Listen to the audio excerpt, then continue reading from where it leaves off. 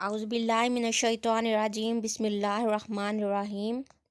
Dear students, Assalamu alaikum. Hope you are good in health and enjoying your studies. I'm Dr. Simon Naz. In this lecture number 3 of the course Biometabolism, I'm going to discuss with you the topic digestion and metabolism of protein. This is the third lecture of our continuous topic digestion and absorption of proteins and amino acids.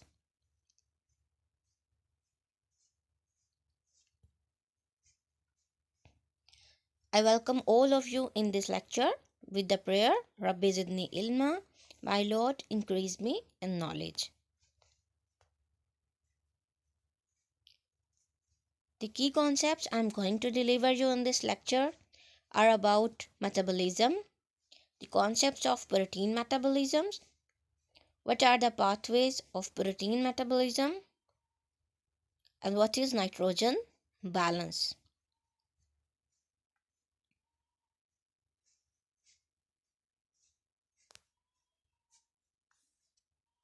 What is metabolism? First of all, metabolism is the term used to describe the interconversion of chemical compounds in the body. As its name indicates, meta, it means interconversion of chemical compounds in the body. The pathways taken by individual molecules are also involved in metabolism. The interrelationship of these pathways and the mechanisms that regulate the flow of metabolites through these pathways also involved in metabolism. Or you can see metabolism is the detail of the interconversion of chemical compounds in the body, the pathways taken by individual molecules, the mechanism of the regulation of the metabolites and these molecules through these pathways, all include in the term metabolism. Generally, metabolism is the combined sum of three categories: catabolism, anabolism, and amphibolism. Or you can see there are three pathways involved in metabolism or metabolic system. Adopt one pathway out of three pathways at a time. These pathways are catabolic pathways, anabolic pathways, or amphibolic pathways. What is metabolism and its anabolic pathways? Anabolic pathways involved in the synthesis of larger and more complex compound from smaller precursors. You can say it is the formation process, it is the production process, it is construction process. It involves the synthesis of large and more complex compound from smaller precursors. Anabolic pathways are constructive. For example, synthesis of proteins from amino acids, synthesis of carbohydrates from simple sugars, as well as synthesis of fats and lipids from glycerol and triglycerides and glycogen. These are all anabolic processes. Anabolic processes are usually endothermic. Endothermic and exothermic, there are two terms used for the transformation of heat into or out of body. The process in which system absorbs heat is known as endothermic process, and the process in which the system releases heat is known as exothermic process. Anabolic or constructive process or the production process is endothermic process. It absorbs heat or it utilizes energy from the system and the production of molecules occur. What are catabolic pathways? Catabolic pathways involved in the destruction, in the breakdown of larger molecules into smaller molecules or simpler ones. They are commonly involved oxidative reactions. In oxidative reaction, oxygen is utilized usually and oxidation of the system occur and the breakdown of larger molecules into smaller molecules occur. When substance is oxidized, the other substances get reduced. Catabolic pathways are usually destructive pathways. In these pathways, the larger molecules formed from the simpler ones are again broken down into simpler or destructive molecules or in residues of smaller molecules to release from the body or to absorb in the body in the form of nutrients. Catabolic processes are usually exothermic. These processes release heat. They producing reducing equivalents and mainly through the respiratory chains. In exothermic process, reducing products are formed and these products are formed usually through respiratory chain. Dear students, you know that when we exercise, we breathe fast and our body release sweat in the form of water. This is usually exothermic process. Heat is released and the calories of the body stored in the body are broken down into smaller units or destroyed. Therefore, it is exothermic process and heat is released from body in the form of sweat. A third pathway of the metabolism is amphibolic pathway. It usually occurs at the crossroads of metabolism and acting as link between anabolic and catabolic pathway. For example, citric acid cycle. Citric acid cycle directly not involved in anabolism or catabolism, but it is in between pathway of the catabolism and anabolism. It occurs at the crossroads of metabolism and acting as links between anabolic and catabolic pathway.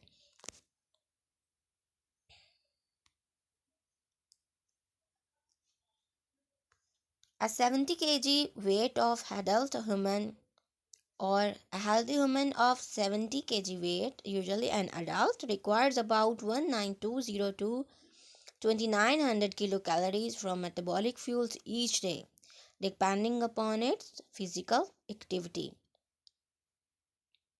This energy requirements is met from 40 to 60% from carbohydrates, usually they are the storehouse of energy, 30 to 40% from lipids, mainly triglycerols, 10 to 15% we a person achieve this energy or utilize this energy requirement from proteins as well as alcohols.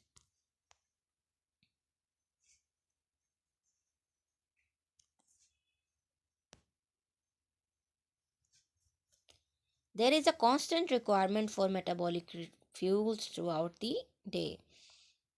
We cannot bear the hunger except in ablution days. There is a constant requirement for metabolic fuels throughout the day. We cannot pass 24 hours of the day without eating anything, without eating food.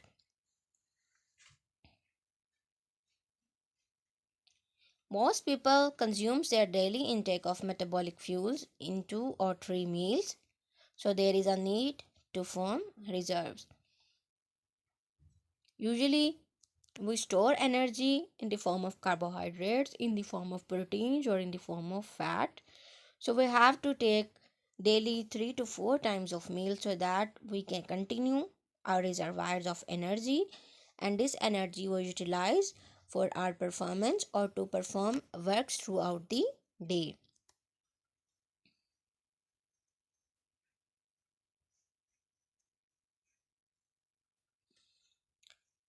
We require energy not only in the day but also in the night, and our desires of energy are carbohydrates, usually in the form of glycogen. It is stored in liver and muscles. A second reserve of energy is lipids in the form of triglycerol.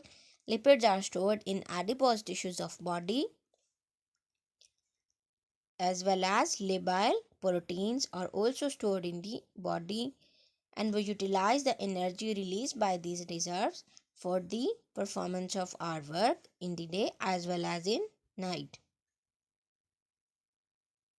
Even we utilize energy during sleeping. If the intake of metabolic fuel is consistently greater than energy expenditure,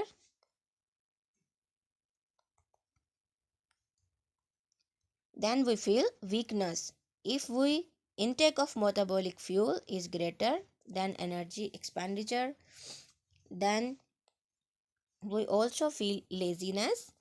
When we take the food in excess or when we take the energy in excess and do not utilize that energy to perform work, we feel lazy, or we store these energy reserves in our body in the form of obesity. Surplus is stored largely as triglycerol in the adipose tissues, and a person feel in the weight gain condition or obesity occurs if the intake of metabolic fuel is consistently greater than the expenditure of energy.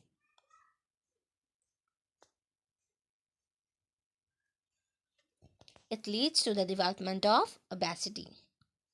If the intake of metabolic fuel is consistently lower than the energy expenditures, this leads to emaciation, losing energy, feeling weakness, wasting body fuels, and eventually in the form of death. Reserves of fats, carbohydrates, and amino acids that are stored usually going to end if we do not intake sufficient amount of these materials from outside, but in the form of output we utilize these reserves, and finally when these reserves goes to end, this leads to emaciation, body weakness, feeling tired, we do not perform our functions properly, wasting the body performance, and eventually a person goes to death due to result of malnutrition.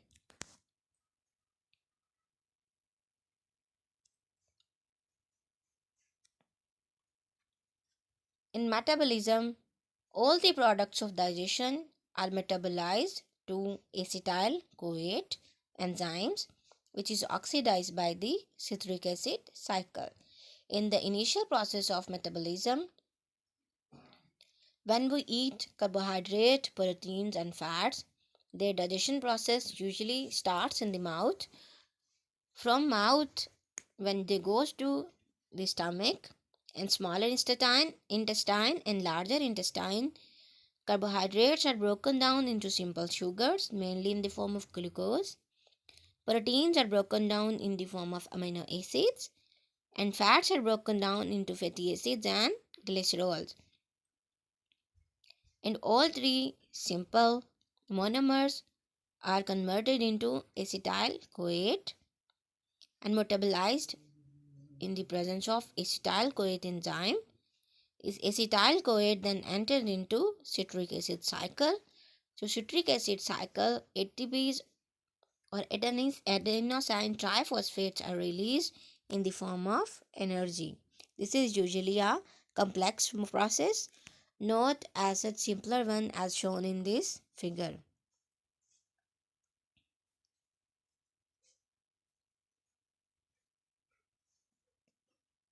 In carbohydrate metabolism, glucose is the major fuel of most of the tissues.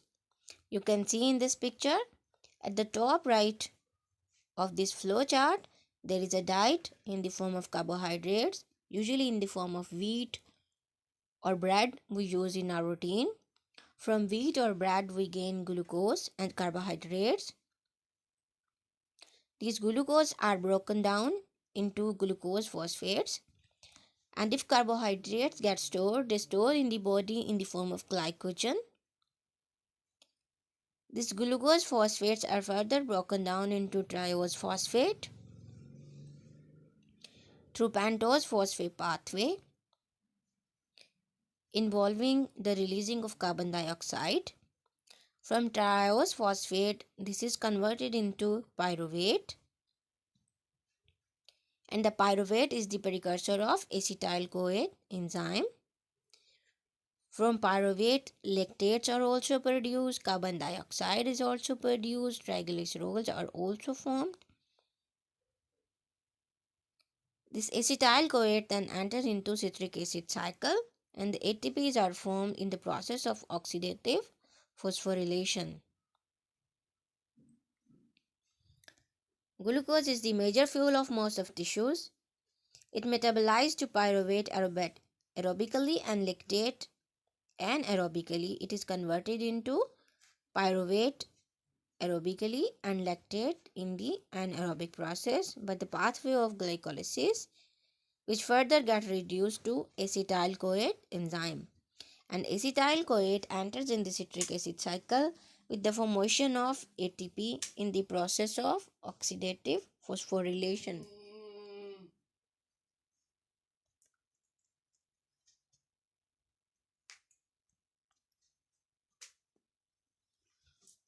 We start with the carbohydrate metabolism.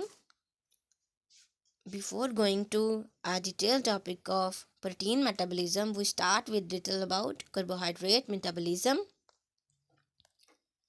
Glucose may also undergo glycogenesis. In glycogenesis, synthesis of the storage polymer glycogen in skeletal muscles and liver. It may also enter in phosphate pentose phosphate pathway or triple P pathway, in which sources of reducing equivalent NADPH for fatty acid synthesis. Carbohydrates are reduced and fatty acid synthesis also occur by utilizing nicotinamide adenine dinucleotide phosphate hydrogenase enzyme. In pentose phosphate pathway, ribose for nucleotides and nucleic acids synthesis also occur. And pyruvate and intermediates of the citric acid cycle are also formed. Carbon skeletons for the synthesis of non-essential amino acids also formed in pentose phosphate pathway.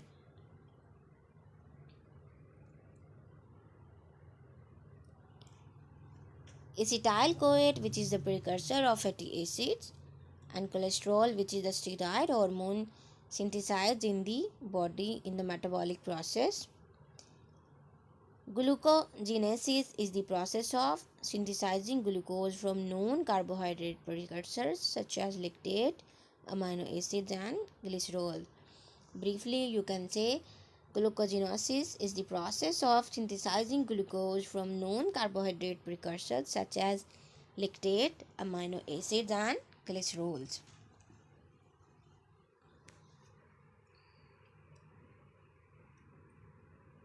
What is lipid metabolism? You can see in this picture brief flow chart of lipid metabolism. We intake lipids in the forms of fats, usually from ghee or oil or butter or milk or egg, etc.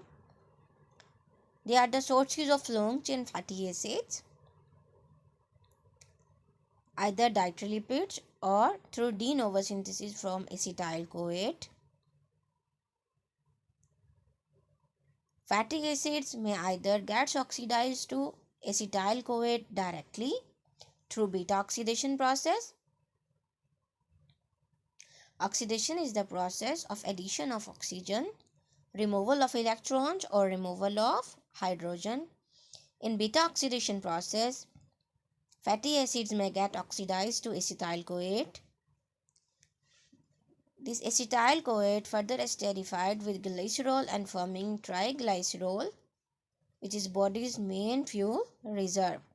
This acetyl-CoA is further entered into citric acid cycle, and through citric acid cycle it produces ATPs or energy, and we utilize that energy for the performing various life activities.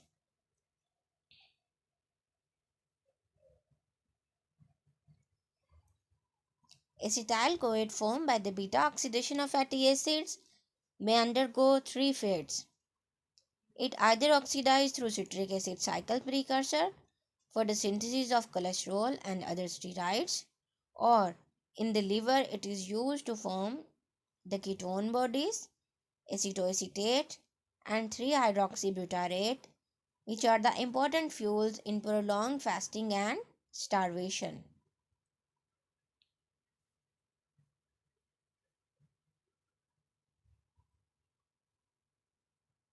Now come towards amino acid metabolism.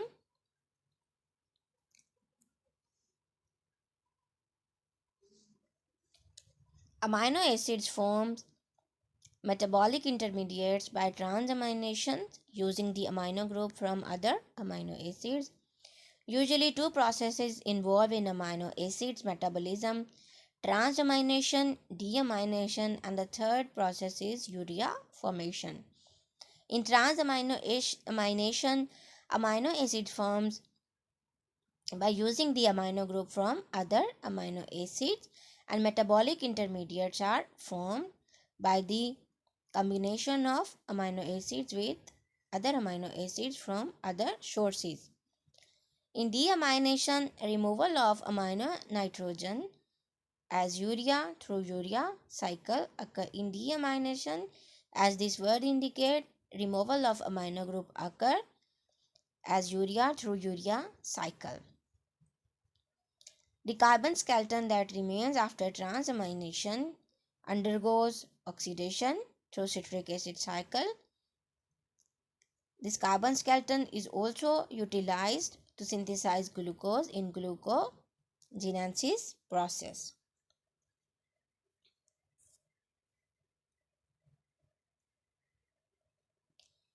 Dear students, this carbon chain also forms ketone bodies or acetyl CoAs, which may be oxidized or used for synthesis of fatty acids.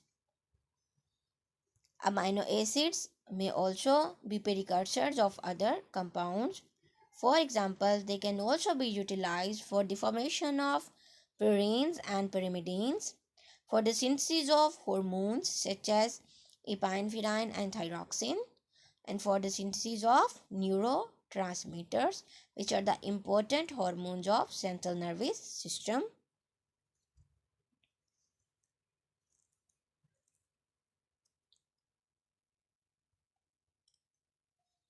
A healthy woman with the weight 70 kg usually intake protein in the range of 50 to 100 gram per day. About 30 to 100 gram per day of the endogenous proteins, internal proteins that we consume, are derived from the enzymes that are digest the food particles and worn out cells of the digestive tract. About 30 to 100 gram per day of the indigenous proteins are derived from the digestive enzymes and worn out cells of the digestive tract. The digestion and absorption of protein is very efficient in healthy humans. Hence, very little protein, about 5 to 10 gram per day, is lost through feces, and the rest of protein out of 50 to 100 gram per day is stored and utilized for performing various functions or in the form of energy reserve. 5 to 100 gram per day of the dietary intake protein is usually lost through feces, and major quantity get absorbed in various parts of body to perform various functions.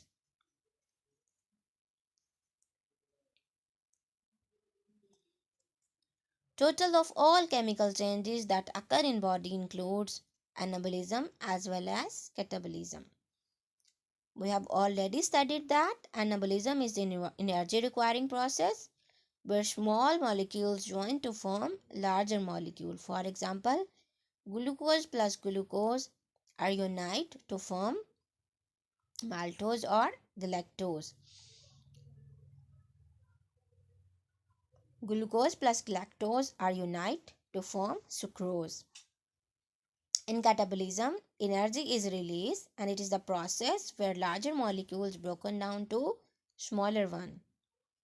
Energy in carbohydrates, lipids and protein is used to produce adenosine triphosphate through oxidation and reduction reactions that are occurred side by side in digestive system or in photosynthesis or in respiration, either in the plants or in the animals.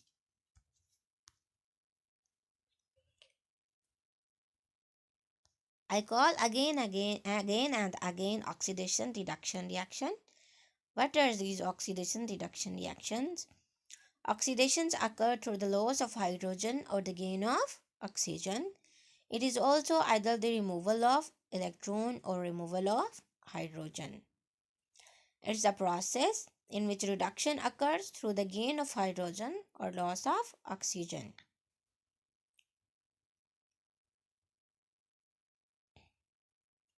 Whenever one substance is oxidized, the other substances get reduced. One substance gets oxygen, other substance removes oxygen. And these oxidation reduction reactions occur side by side. They are not alone process of oxidation and there is no alone process of reduction. Oxidized substances lose energy very easily and reduced substances gains that energy released by oxidized substances. There are coenzymes that perform the work along with the enzymes. They are usually vitamins present in our body. They act as hydrogen acceptors like NAD and FAD and NADH. The two important coenzymes are nicotinamide adenine dinucleotide NAD plus and flavin adenine dinucleotide or FAD plus that take part in various biochemical reactions like tricarboxylic acid cycle, citric acid cycle, electron transport chain, glycolysis, etc.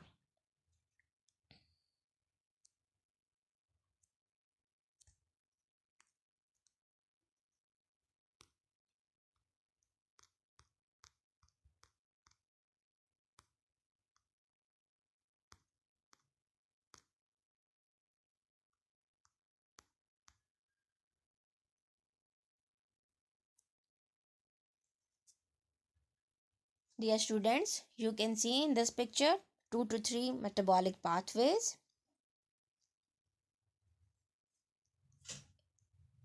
In first pathway, usually in light yellow color, the enzymatic reaction of the metabolism form a network of interconnected chemicals. These are chemical reactions or known as chemical pathways. The molecules of the pathways are known as intermediates because the products of one reaction become the substances or substrates of the next reaction. Enzymes control the flow of energy through this pathway. In light yellow color, you can see glucose pathway. Glucose is converted into pyruvate. ADPs are converted into ATP and ATPs are released. This process occurs in cytosol. When we utilize carbohydrates, they first broken down into glucose and glucose is further broken down into pyruvate in glycolysis and this process occurs in cytosol. ATPs or energies are released in this process. In second process, which is light blue color, pyruvate is converted into acetyl CoA. This acetyl CoA can also produce from fatty acids or amino acids directly. This acetyl CoA is also producing from pyruvate. This acetyl CoA is the first precursor that enters into citric acid cycle. In citric acid cycle, you can see various arrows. These various arrows are representing the various product formation or intermediates formation in citric acid cycle. And one product become the substrates of the another product. ATPs are released in this process. Then high energy electrons are also produced which then undergoes in electron transport system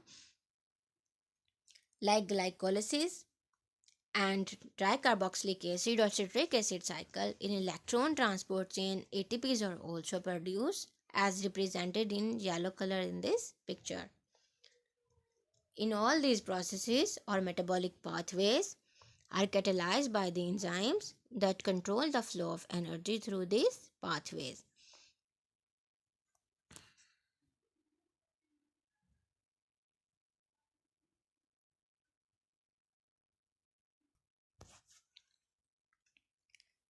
There are various stages of metabolisms. Dear students, you can see it is an energy requiring process.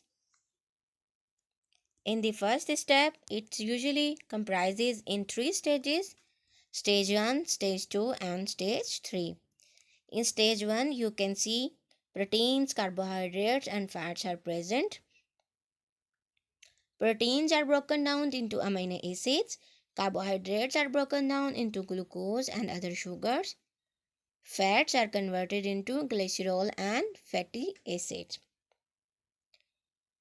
Digestion in gastrointestinal tract in lumen gets starts. Grinding and crushing of these food particles of protein, carbohydrates and fats are usually started from mouth. Amino acids of proteins are get converted into either pyruvic acid directly. They might be converted into acetyl CoA directly, or they may be frequently or infrequently get entered into Krebs cycle. And few amino acid subunits then again join to form proteins bigger units. Glucose and other sugars of carbohydrates are converted into simple glucose, and this simple glucose through glycolysis process is converted into pyruvic acid, and this pyruvic acid is get converted into acetyl CoA represented in yellow color in this picture. Some glucose and other sugars are also stored in the form of glycogen. Fatty acids and glycerols are converted into pyruvic acids directly. Some fatty acids and glycerols are also stored in the form of fats in the body. They may be converted into acetyl CoA represented in yellow color. In stage 2, anabolism and formation of catabolic intermediates within the tissue cells occur. In light blue color, you can see Krebs cycle and stage 3 of the metabolism, in which oxidative breakdown of these particles that are formed in stage 1 and stage 2 occur, and this happens in the mitochondria of the tissues. Acetyl CoA enters into Krebs cycle. Carbon dioxide is released. Electrons are produced. These electrons are then shifted into electron transport chain represented in deep pink color in this picture. Oxidative phosphorylation occur. ADPs are converted into ATPs. ATP is the main source of energy we utilize for the performing work. Heat is also produced. Catabolic reactions in these pictures are represented in white arrows, whereas anabolic reactions in these all three stages are represented in dark gray arrows. Energy containing nutrients are processed in three major stages. In first stage, digestion and breakdown of food nutrients are transported to tissues. In second stage, anabolism and formation of catabolic intermediates occur, where nutrients are built into lipids, proteins, and glycogen, or broken down by the catabolic pathways to pyruvic acid and CoA, acetyl CoA. In third stage, oxidative breakdown of nutrients are catabolized to carbon dioxide, water, and adenosine triphosphate. So these are whole three stages of the complete metabolism of food particles, either in the form of proteins, carbohydrates, or fats. Dear students, we know that there are basic set of 20 essential amino acids and non-essential amino acids. Few are essential and few are non-essential. Our deficiency of A deficiency of even one amino acid results in a negative nitrogen balance. In this state, more protein is degraded than synthesized. Histidine and arginine are semi-essential amino acids, whereas they are essential only for infants' growth but not for older children or adults, where in adults histidine requirement is obtained by intestinal flora and arginine by urea cycle. There is a basic set of 20 amino acids, some are essential, some are non-essential. Histidine and arginine are in between essential and non-essential amino acids. Essential amino acids are those which are not produced by our body, they must be get obtained from outer sources. Whereas non-essential amino acids are those which are produced in our body from various processes and not necessary for the intake from outside sources. Histidine and arginine are semi-essential. They only required at infantry stage for growth but not for old children or adults, because in adults histidine requirement is obtained by intestinal flora and arginine by urea cycle.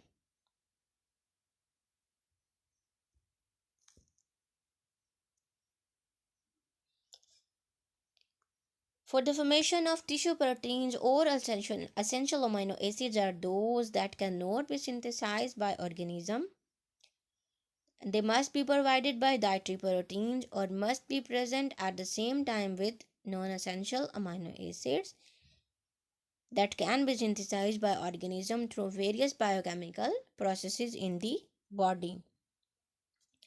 Overall, the presence of both essential and non-essential amino acids is necessary for the production of proteins.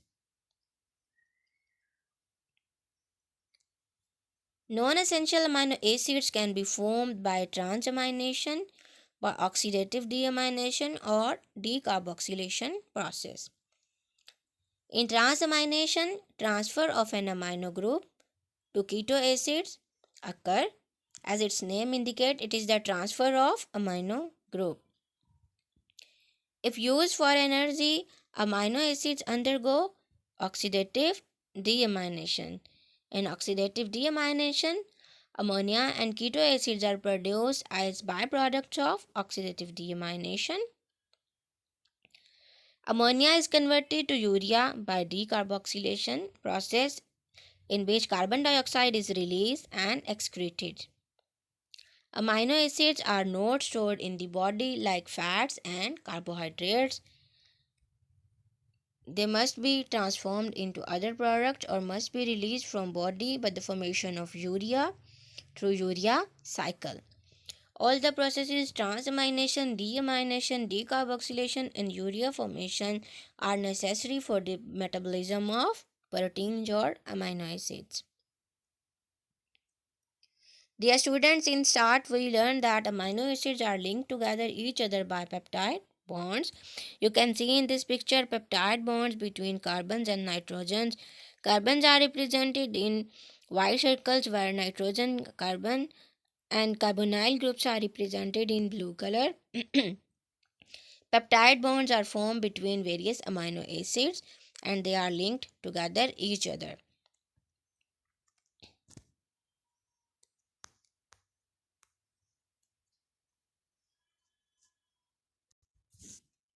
For the digestion of proteins, the peptide bonds of proteins must be hydrolyzed in the presence of enzymes to give their constituent amino acids known as digestion of proteins.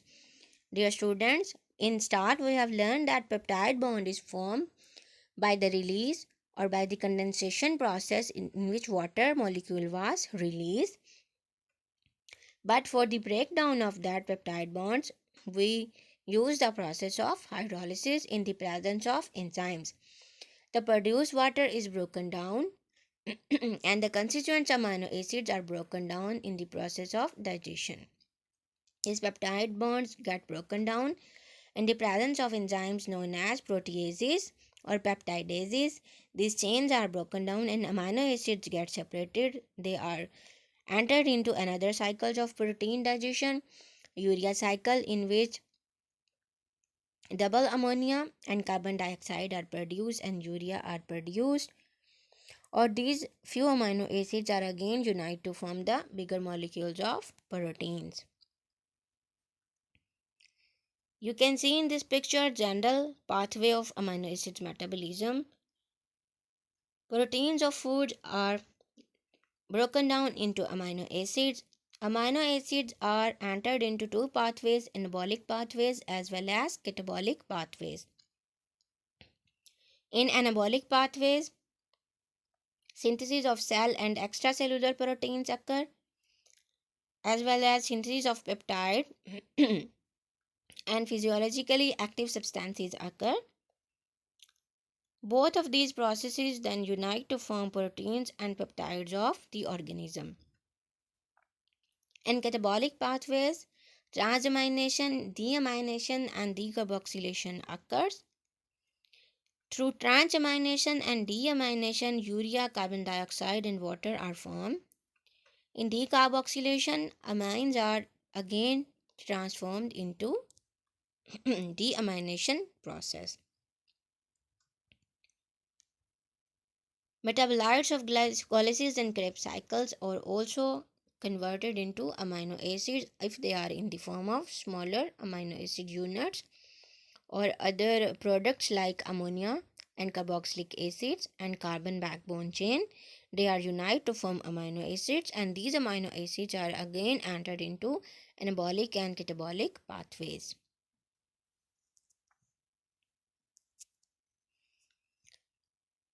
You can see here in this picture protein catabolism. In a protein catabolism occur, proteins are broken down into amino acids by hydrolysis of their peptide bonds. Peptide bonds get hydrolyzed and amino acids are get separated from each other, which are linked together first by the formation of peptide bonds. In B process, deamination occur, or the removal of amino group from these amino acids occur. It creates ammonia and organic acids. As you can see, amino acids are converted into organic acids and ammonia. These organic acids are entered into glycolysis or citric acid cycle. This deamination process occurs in the presence of coenzyme NAD. NAD is get converted into NADH plus hydrogen is produced. In C process, ammonia is toxic and must be converted into urea. This ammonia is converted into ammoniamines, and ammoniamines are further converted into urea through urea cycle, which we study in detail in next lectures.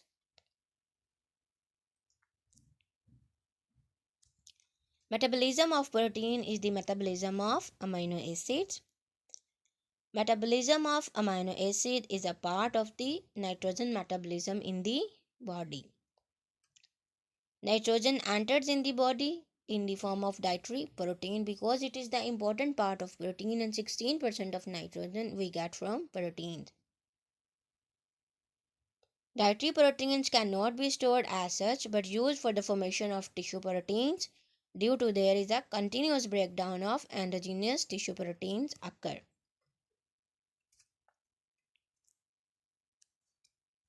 Nitrogen balance. What is nitrogen balance in our body? Nitrogen balance is a comparison between nitrogen intake and nitrogen outtake or nitrogen utilization. It's a balance between nitrogen intake in the form of dietary proteins and nitrogen loss as undigested proteins in feces, or release of nitrogen in the form of NPN as urea, ammonia, creatinine, and uric acid in urine. It can also be wasted in sweat and saliva. Nitrogen is also utilized by hair, nails, and skin. So, nitrogen balance is very well important in our body. It must be in balance amount. Nitrogen uptake, nitrogen intake, and nitrogen loss must be in balanced amount. Overall protein metabolism of an individual,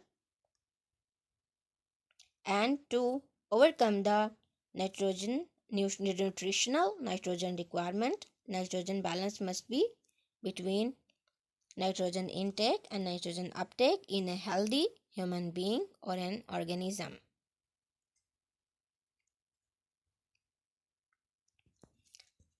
There are three various states of nitrogen balance. Nitrogen balance can be positive, it can be negative, it may be neutral or zero. In positive nitrogen balance, the amount of nitrogen entered in the organism is more than amount of nitrogen removed from organism. It occurs in young growing organisms during recovering after severe diseases at using of anabolic medicines, in pregnancy, in lactation, and in convalescence, in which amount of nitrogen that intake is much more than the nitrogen loss. Usually in healthy human beings or in young growing children or organism, input of nitrogen is more than its loss or its output.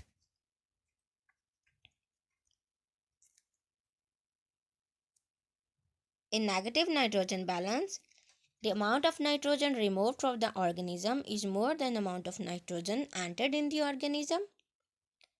It occurs in senile age at the ages after usually 30, a destruction of malignant tumor, vast combustions, or in the form of poisoning by some toxin. When amount of nitrogen removed for the organism is much more than the amount of nitrogen entered, it usually happens in the form of diseases. When high loss of tissue proteins in wasting diseases like burns, hemorrhage, and kidney diseases with albuminuria, in which high breakdown of tissue proteins occur. In hyperthyroidism, fever, and infection, negative nitrogen balance occur. The amount of nitrogen removed from the body, either in the form of urea, sweat, or it is utilizing in other biological processes, is more than its uptake or its intake. A third condition is zero nitrogen balance.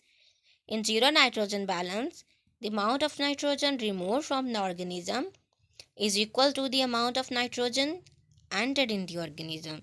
This is equal nitrogen balance where input is equal to output. It must occur in healthy adult people. In normal adult, it will be in nitrogen, it must be in equilibrium. Nitrogen losses must be equal to nitrogen intake.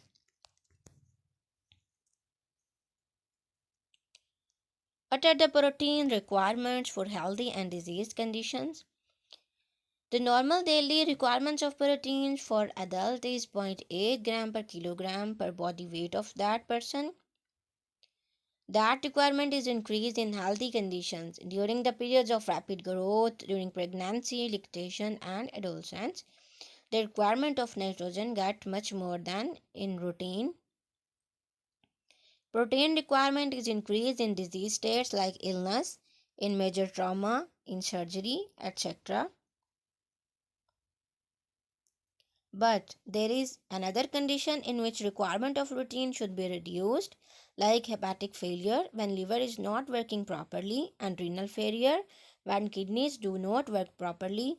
The requirement of nitrogen get reduced.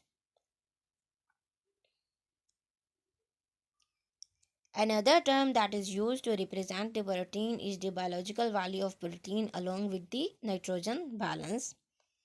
Biological value is a measure of the ability of dietary protein to provide the essential amino acids that are required for tissue protein maintenance. Is a protein of animal sources like meat, milk, egg have high biological value because they contain all the sorts of all amino acids that are essential.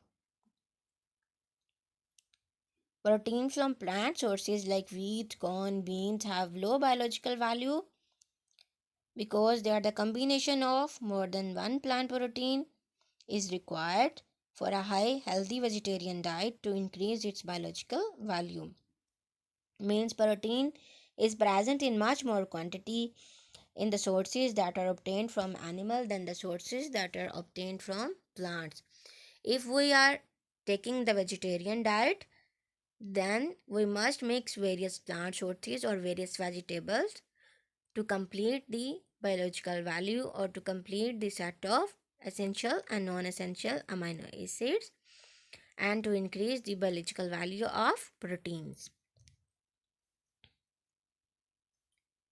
Dear students, these are the references from which this whole data was taken out. You can also browse or click on these references to search yourself about the protein, its digestion, and its metabolism.